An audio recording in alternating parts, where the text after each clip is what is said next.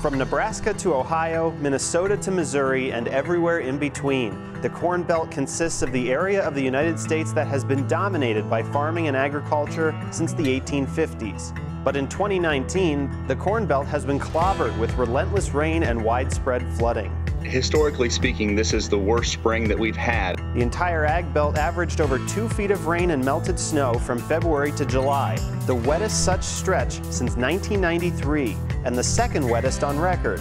The unrelenting precipitation resulted in a delayed or, in some cases, non-existent planting season. Illinois, one of the largest corn-growing states in the country, had just as many prevent plant acres, if not maybe a little bit more, than Ohio did. And what that means for farmers is if they didn't get their crops planted, they're not going to get a paycheck in 2019. An August crop survey revealed that just over 50% of the nation's corn and soybean crop was in good to excellent condition, nearly 20% lower than in 2018, and nearly 100% to blame on the weather. Throughout the fall harvest season, consumers are going to see the ramifications of the sopping wet season in the form of higher prices and lower supplies. This includes fruits and vegetables.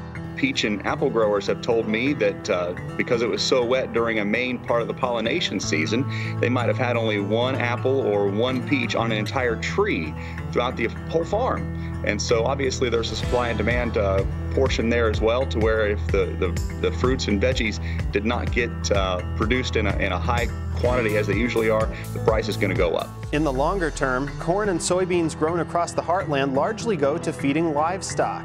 If the food supply is not there to feed the animals, the farmer has to make the tough decision to trim the livestock herd in order to maintain their operation. We might see prices for beef, pork, and chicken go down because we're seeing more meat come on the market as the farmers have to take those animals to the auction block if they can't afford to feed them. The bright spot in all of this, one bad season does not need to foretell the next. If the weather returns to a sense of normalcy in 2020, farmers can and will begin to bounce back. The farmers working hard every day, doing the best they can on the farm, just so we can go to the store and not even think about what we might be able to buy and not buy. It's all going to be there at a price we can afford. And it's all thanks to farmers that break their back every single day and sometimes don't even make a buck doing it. So as you head to the store, it may cost you a little bit more to take a bite out of your favorite foods, since Mother Nature took a huge bite out of this year's harvest season. For Weather Nation, I'm meteorologist Ben Reppert.